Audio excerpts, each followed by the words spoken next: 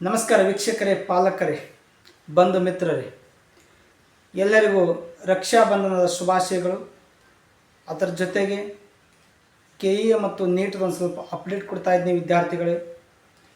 KE ಏನು update ಅಂತಂದರೆ, ಎಲ್ಲರ ಜಾತಕ ಪಕ್ಷಿ ಅಂತ ಏನು ಕಾಯ್ತಾ ಇದ್ದೀವಿ ನಾವು, MBBS ಡೆಂಟಲ್ಲು ಯಾವಾಗ ಚಾಯ್ಸ್ ಮಾಡೋದು ಅಂತ ಕೇಳ್ತಾ ಇದ್ದೀರಿ.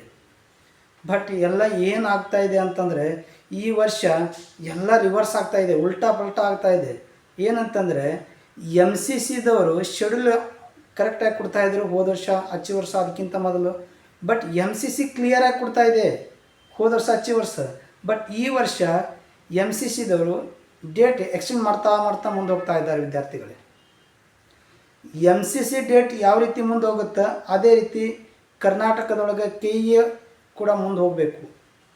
ರೂಲ್ಸ್ ಅದು ಯಾಕದು ರೂಲ್ಸ್ ಅದ ಅಂತಂದರೆ, MCCದವರು ಶೆಡ್ಯೂಲ್ ಮುಂದೆ ಹೋದರೆ MCCದೊಳಗೆ ಸೀಟ್ ಸಿಕ್ಕ ವಿದ್ಯಾರ್ಥಿಗಳು ಕರ್ನಾಟಕದೊಳಗೂ ಕಾಲೇಜ್ ಕಾಲೇಜ್ ಮಾಡಿರ್ತಾರೆ. MCC ಅಲ್ಲಿ ಸೀಟ್ ಸಿಕ್ತಂದ್ರೆ ಇಲ್ಲಿ ವಿದ್ಯಾರ್ಥಿಗಳಿಗೆ ತಮ್ಮ ಫ್ರೆಂಡ್ ಸರ್ಕಲ್ಗೆ ಸೀಟ್ ಬಿಟ್ಟು ಕೊಟ್ಟು ಅಲ್ಲಿ ಹೋಗ್ತಾರಂತ ಅರ್ಥ ಇದೆ. ಅದಕ್ಕಾಗಿ ಮತ್ತೆ ನಿನ್ನೆ ನೈಟು MCCದವ್ರು ಏನು ಮಾಡಿದ್ದಾರೆ, 8ನೇ ತಾರೀಕು ಮಿಡ್ ನೈಟ್ನಲ್ಲಿ ಏನು ಹಾಕಿದ್ದಾರೆ MCCದವರು, 11ನೇ ತಾರೀಕಿಗೆ ಡೇಟ್ ನಿಮ್ಮದು ರಿಸಲ್ಟ್ ಡೇಟ್ ಕೊಡ್ತೀನಿ ಅಂತ ಹೇಳಿದ್ದಾರೆ. 11ನೇ ತಾರೀಕಿಗೆ ರಿಸಲ್ಟ್ ಕೊಡ್ತೀನಿ ಅಂತೇಳಿ ಆಲ್ರೆಡಿ ಅವರು MCC ಶೆಡ್ಯೂಲ್ ಕೂಡ ಕೊಟ್ಟಿದ್ದಾರೆ. ಅದರ ಜೊತೆಗೆ MCCದವ್ರು 11ಕ್ಕೆ ರಿಸಲ್ಟ್ ಕೊಡ್ತಾರೆ ಅಂದರೆ, ಆ್ಯಕ್ಚುಲಿ ನಾವೇನು ನಮ್ಮದೇನು ವಿಚಾರ ಇತ್ತು, ಇವತ್ತು 9ನೇ ತಾರೀಕು ನಮಗೆ ರಿಸಲ್ಟ್ ಬರ್ತಂತೇಳಿ ನಾವು ವೇಟ್ ಮಾಡ್ತಾಯಿದ್ವಿ. ಬಟ್ ನಮಗೆ ಮಧ್ಯಾಹ್ನದ ನಂತರ ನನಗೇನು ಬಂತು ಮಾಹಿತಿ ಅಂತಂದರೆ, ಟ್ವಿಟರ್ ಖಾತೆಯಿಂದ ನಾವು ಕೂಡ MCC result first round result ಬಂದ ನಂತರನೇ ಕೂಡ ನಾವು ಪಬ್ಲಿಷ್ ಮಾಡ್ತೀವಿ, ಫಸ್ಟ್ ರೌಂಡಿಂದು ಚಾಯ್ಸ್ ಎಂಟ್ರಿ MBBS BDSಕ್ಕೆ ಅಪ್ಲೈ ಕೊಡ್ತೀವಿ ಅಂತ ಹೇಳಿದ್ದಾರೆ.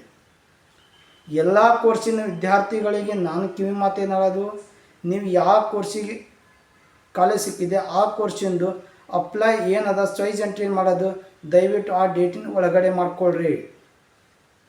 ಯಾಕಂದರೆ ಆ ಡೇಟ್ ನಿಮಗೆ ಕೊಡ್ತಾ ಇರೋದು ಡೇಟ್ ಏನು ಎಕ್ಸ್ಟೆಂಡ್ ಮಾಡ್ತಾಯಿದ್ರು, MBBS BDS ಮಾಡ್ತಾಯಿದ್ದಾರೆ. ಬಟ್ ಅದು ಬಿಟ್ಟು ಇವು ಎಲ್ಲ ಕೋರ್ಸಿಗೂ ಡೇಟ್ ಎಕ್ಸ್ಟೆಂಡ್ ಮಾಡ್ಕೋತ ಹೋಗ್ತಾ ಇದ್ದಾರೆ.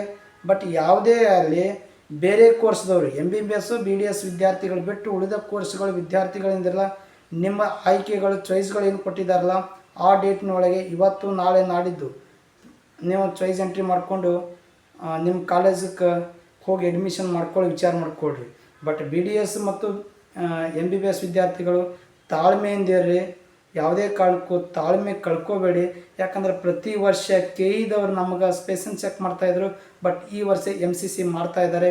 ಬಟ್ ನನಗೇನಂತಂದರೆ MCC ಕಡೆ 11ನೇ ತಾರೀಕಿಗೆ ಏನು ರಿಸಲ್ಟ್ ಕೊಡ್ತೀನಿ ಅಂತ ಇದ್ದಾರೆ, 11ಕ್ಕೆ ರಿಸಲ್ಟ್ ಬರಲಿ ಅಂತೇಳಿ ಆ ದೇವರಲ್ಲಿ ನಾನು ಪ್ರಾರ್ಥನೆ ಮಾಡ್ತಾಯಿದ್ದೀನಿ. ಯಾಕಂತಂದರೆ ನೀವು ಎಷ್ಟು ಡಿಲೇ ಆಗುತ್ತಲ್ಲ ಅಷ್ಟು ಮುಂದಿನ ರೌಂಡು ಕೂಡ ಡಿಲೇ ಆಗ್ತವೆ. ಇನ್ನೊಂದು ವಿದ್ಯಾರ್ಥಿ ಗಮನಕ್ಕಿರಲಿ, ಫಸ್ಟ್ ರೌಂಡಿನ MCC ಒಂದೇ ಫಾಲೋಅಪ್ ಮಾಡ್ತಾರಂತಲ್ಲ, ಫಸ್ಟ್ ರೌಂಡ್ MCC ಬಿಟ್ಟ ನಂತರನೇ KE first round result KE option entry ಮಾಡೋದು. ಅದೇ ರೀತಿ MCC ಸೆಕೆಂಡ್ ರೌಂಡಿಂದ ರಿಸಲ್ಟ್ ಬಂದ ನಂತರನೇ KEದು second round result choice entry ಮಾಡೋಕ್ಕೆ. ಯಾಕೆ ಈ ವಿಚಾರಗಳನ್ನು MCCಗೆ ಹೋಗೋ ವಿದ್ಯಾರ್ಥಿಗೆ MCCಗೆ ಹೋಗಲಿ, KEಗೆ ಹೋಗೋ ವಿದ್ಯಾರ್ಥಿ KE ಥ್ರೂ ಹೋಗಲಿ ಅಂಥೇಳಿ ಅವ್ರದ್ದು ಆಸೆಗಳದವ, ರೂಲ್ಸು ಹಿಂಗೆ ಅದ. ಅದಕ್ಕೋಸ್ಕರ ವಿದ್ಯಾರ್ಥಿಗಳೇ ಇದು ಒಂದು ಸ್ವಲ್ಪ ವಿಚಾರದಾಗ ಇಟ್ಕೊಳ್ರಿ. ಯಾರು ಚಾಯ್ಸಸ್ ಮಾಡಿಲ್ಲ ಚಾಯ್ಸಸ್ ಮಾಡ್ಕೊಳ್ರಿ. ಯಾವುದೇ ಕಾಲೇಜು MBBS BMS ಲಾಸ್ಟ್ ಬೌಂಡ್ರಿಗೆ ಏನಿದೆಯಲ್ಲ, ದಯವಿಟ್ಟು ಬೌಂಡ್ರಿಗಿರೋರನ್ನ, ಯಾರು ಬೌಂಡ್ರಿಗಿದಿರಲ್ಲ ಅಂಥ ವಿದ್ಯಾರ್ಥಿಗಳು ಚಾಯ್ಸ್ 2 ಕೊಟ್ಟು ನೆಕ್ಸ್ಟ್ ರೌಂಡಿಗೆ ಹೋಗ್ರಿ. ಒಂದು ವೇಳೆ ನಿಮಗೆ ಯಾವುದೇ ಒಂದು ಕಾಲೇಜು ಸಿಗುತ್ತಿತ್ತು ಅಂದರೂ ಕೂಡ, ನಿಮಗೆ ಪ್ರೈವೇಟಿಗೆ ಏನಾದರೂ ಸೆಮಿ ಗೌರ್ಮೆಂಟ್ ಸಿಕ್ಕಿತ್ತು ಅಂದರೂ ಕೂಡ ದಯವಿಟ್ಟು ಅಂಥ ವಿದ್ಯಾರ್ಥಿಗಳು ಯಾರಾದರೂ ಇದ್ದರು, ನಿಮಗೆ ಆ ಗೌರ್ಮೆಂಟ್ ಸೀಟ್ ಸಿಗುತ್ತೆ, 100% ಇದ್ದೇ ಇರ್ತದೆ ಆ ಕಾಲೇಜು. ಬಟ್ ಇದಕ್ಕಿಂತ ಚೆನ್ನಾಗಿರೋ ಗೌರ್ಮೆಂಟ್ ಸೀಟ್ ಏನಾದ್ರು ಸಿಗೋ ಚಾನ್ಸಸ್ಗಳಿದ್ದು ಅಂದ್ರೆ ಚಾಯ್ಸ್ 2 ಕೊಟ್ಟು ಸೆಕೆಂಡ್ ರೌಂಡಿಗೆ ಹೋಗ್ರಿ. ಮತ್ತು ಕೆಲವು ವಿದ್ಯಾರ್ಥಿಗಳು ಏನು ಕೇಳ್ತಾ ಇದ್ದಾರೆ, ಕಾಲೇಜ್ ಯಾಡ್ ಮಾಡೋಕ್ಕೆ ಬರುತ್ತಾ ಸೆಕೆಂಡ್ ರೌಂಡಿಗೆ ಅಂತೇಳಿ. ದಯವಿಟ್ಟು ಯಾವುದೇ ಕಾಲೇಜು ಯಾಡ್ ಮಾಡೋಕ್ಕೆ ಬರಲ್ಲ. IC ಏನದಲ್ಲ ಅದು ಮಾತ್ರ ಆ್ಯಡ್ ಮಾಡೋಕ್ಕೆ ಬರುತ್ತೆ, ಅದು ಸೆಕೆಂಡ್ ರೌಂಡಿಗೆ ಕೊಡ್ತೀನಿ ಅಂತ ಹೇಳಿದ್ದಾರೆ. ಬಟ್ ಈಗ ನೀವು engineer, medical, engineering, MBBS BDS BSc nursing, B pharma, D pharma ಮತ್ತು ಫಾರ್ಮ್ ಸೈನ್ಸ್ ಕೋರ್ಸ್ಗಳು ಇವು ಯಾವುದೇ ಕೋರ್ಸಿಗೆ ಕಾಲೇಜ್ಗಳು ಯಾಡ್ ಮಾಡೋಕ್ಕೆ ಪರ್ಮಿಷನ್ ಇಲ್ಲ. ವಿದ್ಯಾರ್ಥಿಗಳು ದಯವಿಟ್ಟು ಅರ್ಥ ಮಾಡ್ಕೊಳ್ರಿ. ಮತ್ತು ಇನ್ನೂ ಕೆಲವು ವಿದ್ಯಾರ್ಥಿಗಳು ಮತ್ತು ಪಾಲಕರನ್ನು ಕರೆ ಮಾಡ್ತಾ ಇದ್ದಾರೆ, ಸರ್ ನಾವು ಚಾಯ್ಸ್ ಎಂಟ್ರಿ ಮಾಡೇ ಇಲ್ಲ, ಸಾರಿ ನಾನು ಕಾಲೇಜ್ ಆ್ಯಡ್ ಮಾಡಿಲ್ಲ, ಇವಾಗ ನಮಗೆ ಕಾಲೇಜ್ ಆ್ಯಡ್ ಮಾಡ್ಬೋದು ಅಂತ ಕೇಳ್ತಿದ್ರೆ, ಅಂಥವ್ರಿಗೆ ನಂದು ರಿಕ್ವೆಸ್ಟು, ಯಾವುದೇ ಕಾರಣಕ್ಕೂ ಕಾಲೇಜ್ ಆಗೋದಿಲ್ಲ, ಆ್ಯಡ್ ಮಾಡೋಕ್ಕೆ ಬರೋದಿಲ್ಲ. ನೀವು ಡೈರೆಕ್ಟಾಗಿ ಮುಂದಿನ ವರ್ಷ CET ಬರೆದು ಬರಬೇಕಾಗುತ್ತೆ.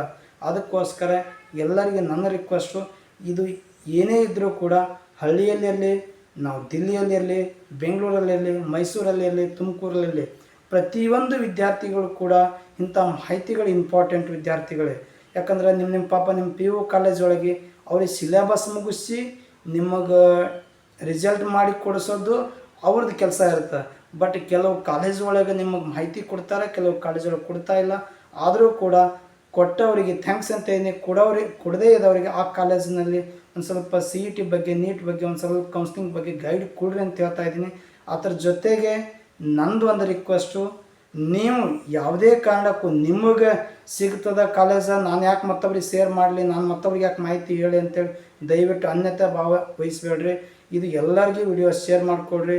ನನ್ನ ಚಾನಲ್ ಒಳಗೆ ನಿಮಗೆ ಏನಾದರೂ ಕರೆಕ್ಟ್ ಅನಿಸಿತ್ತು ಅಂತಂದರೆ ನನ್ನ ಚಾನಲ್ನ ಸಬ್ಸ್ಕ್ರೈಬ್ ಮಾಡ್ಕೋರಿ, ನಿಮ್ಮ ಫ್ರೆಂಡ್ ಸರ್ಕಲ್ಗೆ ಶೇರ್ ಮಾಡಿರಿ ವಿದ್ಯಾರ್ಥಿಗಳಿಗೆ. ಮತ್ತು ನಿಮಗೆ ಈ ಕಡೆಯಿಂದ ಏನಾದರೂ ಮಾಹಿತಿ ಬಂದರೆ ನಿಮಗೆ ತಿಳಿಸ್ತೀನಿ. ಅಲ್ಲಿಯವರೆಗೂ ಎಲ್ಲರಿಗೂ ನನ್ನ ನಮಸ್ಕಾರಗಳು.